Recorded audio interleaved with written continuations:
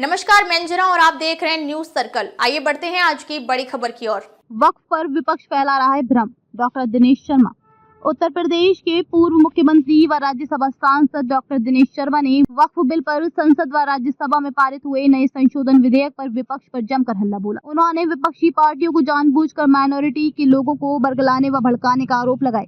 उन्होंने कहा कि मोदी जी ने बिल में संशोधन करके गरीब व पिछड़े मुसलमान को उनका हक दिलाने का काम किया और भविष्य में भी इसी प्रकार के कड़े कानून संसद में लाए जाएंगे, जिसमें अगला नंबर एक देश एक चुनाव का है। दरअसल आपको बता दें कि उत्तर प्रदेश के पूर्व उप मुख्यमंत्री व राज्यसभा सांसद दिनेश शर्मा शामली के गांव जसाला में आयोजित स्वागत समारोह कार्यक्रम में मुख्य अतिथि के रूप में हिस्सा लेने आए हुए थे। स्वागत समारोह में आयोजित सभा को संबोधित करते हुए दिनेश शर्मा ने अनेकों मुद्दों पर विपक्षी नेताओं को जमकर आड़े हाथों लिया। साथ ही वक्फ बिल संशोधन पर भी विपक्षी पार्टी के नेताओं पर माइनॉरिटी वर्ग के लोगों को बरगलाने व भड़काने का आरोप लगाए व उन्होंने कहा कि संसद में न तो राहुल गांधी, न सोनिया गांधी, न प्रियंका गांधी ने इस विधेयक के विषय में कुछ भी बोला। समाजवादी पार्टी के लोग भी इस बिल के संबंध में संसद में हंसी ठिठोली करते रहे व अन्य मुद्दों पर भड़काने का काम करते रहे, लेकिन बिल का विरोध करने का कोई भी कारण उनके पास नहीं था। साथ ही उन्होंने कहा कि आज देश मजबूत हाथों में चल रहा है। चाहे अफगानिस्तान में चल रहे युद्ध के बीच भारतीय केंद्रीय मंत्रियों के द्वारा सिख समाज के पवित्र ग्रंथ की हिंदुस्तान में वापसी हो, चाहे गरीब, पिछले व अल्पसंख्यक वर्ग के लोगों को बेटियों की शादी, बीमारी का खर्च व राशन देने का काम हो, बिना भेदभाव के ये काम माननीय मोदी जी ने किया है। साथ ही दिनेश शर्मा ने कहा कि इस प्रकार के कड़े कानून आते रहेंगे और भविष्य में भी एक देश एक चुनाव का कानून जल्द ही संसद में पेश होने वाला है। आपकी इलाज मोदी जी कराएंगे और अगर मकान नहीं है तो मकान प्रधानमंत्री आवास मोदी जी कराएंगे और अगर यहाँ पर आप देखो कि और चीजों की जरूरत है कि सम्मान निधि मिल रहा है किसान को, तो सम्मान निधि मोदी जी देंगे। आप नमो ड्रोन दीदी, लखपति दीदी अगर होगा कौन देगा? मोदी जी देंगे। अरे भाई, जब सब चीज मोदी जी देंगे तो मोदी पर विश्वास करो, योगी पर विश्वास करो। वो आपके लिए आए हैं, अपने घर और परिवार के लिए करने के लिए नहीं आए। इसलिए मैं आप सबको कहूंगा कि एक आदर्श, ये पश्चिमी उत्तर प्रदेश नहीं है, ये भी मिनी नोएडा आप कह रहे हो। मैं तो कहूंगा कि ये अगर जिस तरीके से प्लानिंग चल रही है, अभी रीजनल ट्रेन चली है, पहली एशिया की पहली रीजनल ट्रेन दिल्ली से, और दिल्ली से पहुंची है तो दिल्ली से सीधे वो मेरठ पहुंची है, पहली देश की रीजनल ट्रेन है। और मैं कह सकता हूं कि जिस तरीके से शामली जनपद और बागपत और आसपास हापुड़ की योजना केंद्र सरकार तैयार कर रही है, मैं नहीं समझता कि दिल्ली से कम उपयोगिता इन क्षेत्रों की होगी। ये क्षेत्र बढ़ेंगे। आपने देखा कि देहरादून से, दिल्ली से देहरादून का एक्सप्रेसवे बन रहा है, पानीपत से खटीमा मार्ग का निर्माण हो रहा है, दिल्ली से बागपत शामली का ये भी हो ही चुका है, मेरठ करनाल हाईवे तेजी से अपना अंतिम दौर पर पहुंचने वाला है और शामली रिंग रोड ये बन रही है। यानी एक तरीके से देखा जाए तो विकास चारों तरफ है और कहीं नहीं है तो भ्रष्टाचार कहीं नहीं है। इसलिए आप देखो कि एक व्यक्ति है, गाली भी सुनता है सबकी, काम भी करता है, परवाह किसी की नहीं करते। क्यों? क्योंकि काम करना है। इसलिए मैं आप सबको साधुवाद दूंगा कि आप इतनी कम समय पे आए और गुरुओं का जो ग्रंथ है, वो पवित्र ग्रंथ हमको वापस यहाँ हिंदुस्तान आ जाए और सर पर रख कर, हमारा कैबिनेट मंत्री वीके सिंह जी अपने सर पर रख कर वहां से उठाकर उसको लेकर आए। वहां पर जो लाहौर में या अमृतसर से जो वहां पर एक कॉरिडोर था, उस कॉरिडोर को बनाने का काम किया कि इसे गुरुद्वारा में दर्शन करके चले आए। ये जाति के आधार पर नहीं, धर्म के आधार पर नहीं, सबको साथ में लेकर चलने का काम करते हैं। और मुस्लिम समाज में भी जो पिछड़ा है, जो वंचित वर्ग है, जो बोहरा है, जो अहमदिया है, जो आगा खानी है, जो सुन्निया है, जो सुन्नी है, तमाम फिरके, सभी फिरकों के लिए उन्नति का ये हो कि आज आप समझो कि दुनिया की सबसे ज्यादा प्रॉपर्टी कहीं है तो वक्त में है, लेकिन उनकी इनकम कितनी है? 163 करोड़। अब 163 करोड़ में भी आपने एक भी महिला को माहवार दिया? जबकि लिखा है उसमें। अभी कल आरिफ मोहम्मद खान साहब कह रहे थे कि 1 रुपए किसी भी महिला को मुआवजा नहीं मिला। मुआवजा क्या, उसको जो गरीबी में जीवन यापन के लिए नहीं मिला। आपने अनाथालय के लिए जमीन नहीं दी, बिल्डर्स को जमीन मिल गई कई जगह। हम सब ने किया होगा ऐसा नहीं कह रहा हूं, लेकिन यही शिकायतें मुस्लिम बंधुओं ने करी थी कि ये विकृतियां हैं, और तमाम मुस्लिम प्रतिनिधिमंडल मिलने गए थे, उसके बाद ये आया।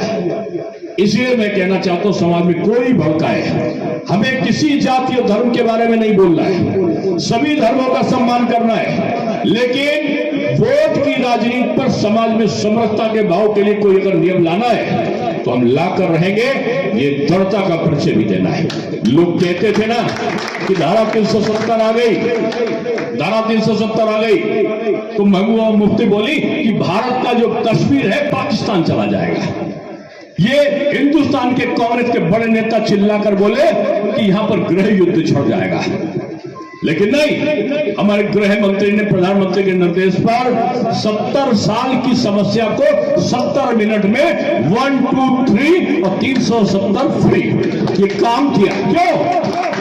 वहां किसी के खिलाफ नहीं था, राष्ट्रपति शासन लगते ही वहां पर आज जहां पर कोई जा नहीं पाता तो लोग भूखमरे होते थे।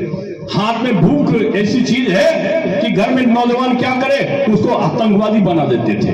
नौजवान क्या करे, उसके हाथ में पत्थर दे देते थे कि जाओ आज इतना मेहनताना तुमको पत्थर होंगे।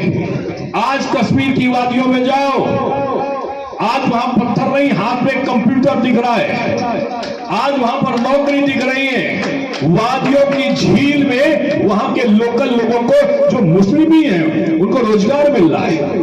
जहां आतंक था वहां व्यापार है। यही मोदी जी की नीति है। तो आपको मैं यही कहना चाहता हूं कि भैया अभी बहुत कड़े कड़े कदम उठाने वाली है सरकार।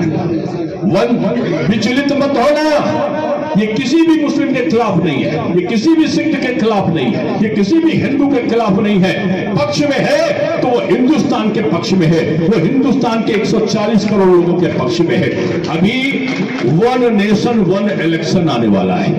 आपको पहले से बता दिया कि एक देश में एक इलेक्शन हो, कि लोकसभा है तो साथ में विधानसभा हो, और साथ में विधानसभा है तो अगर डायरेक्ट मेयर चुना जाता है तो डायरेक्ट मेयर हो, और जो और चुनाव नीचे के हैं वो एक साथ हो। इसकी कोशिश सरकार ने करी है, और मैं समझता हूं कि जैसे CIAI का हुआ, CAA का हुआ, जैसे ट्रिपल तलाक का हुआ, आपका वक्फ का हुआ, धारा 370 35A का हुआ, श्री राम जन्मभूमि मंदिर का हुआ, वैसे ही ये निर्णय कि एक देश है तो एक चुनाव हो, ये भी लेकर अगर आने का काम होगा तो अगले बार आप देखना कि अगले बार ये भी सपना सबका जो खर्चा होता है ना, कि 5 साल हमारा नेता जो है चुनाव की तैयारी करता है, जनता परेशान हो जाती है, एक चुनाव से चलती है दूसरे चुनाव में जाओ,